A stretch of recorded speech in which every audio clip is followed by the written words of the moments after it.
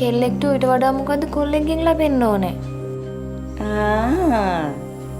ඔය බෑනේ එළියට.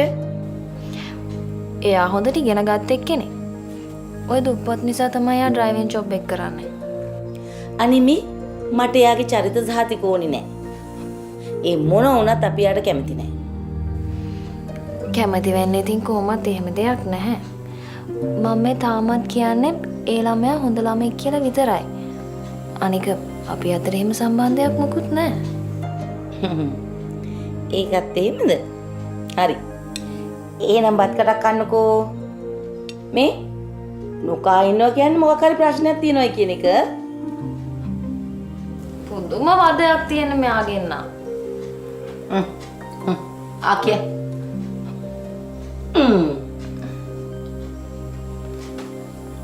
චලෝ කඩා කන්න බෑ. නෑ කියේ ඉඳලා බොරුවක් එහෙම කියලා තිබ්බොත් අහුයන්කෝ මට.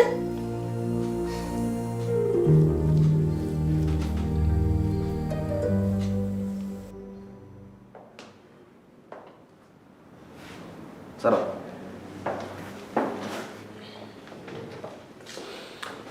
දැන් මේමයි කරන්න ඕනේ.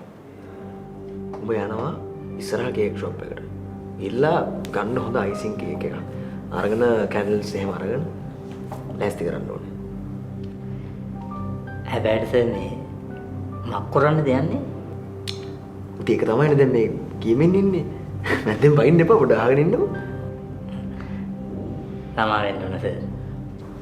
මේ සරත් අද උඹගේ උපන්දිනය.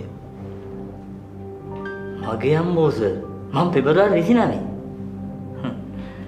සර් එක කිව්වහම මොකෑ සර් උපන්දිනයක් එන්නේ අවුරුදු 4කට සැරයන්නේ. හරි හරිද මේක වැඩක් නෑ පොඩ අහගෙන ඉඳපන්කෝ.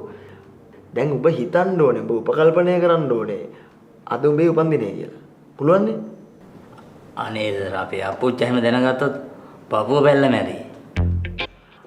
සරත් මට යකා උස්සන්න එපා. පොඩ්ඩක් ඉතින් අනේ කියන්නේ දේ අහගෙන ඉන්නකෝ. හරි? අහගෙන ඉන්නවද? හරි සර්. හරි.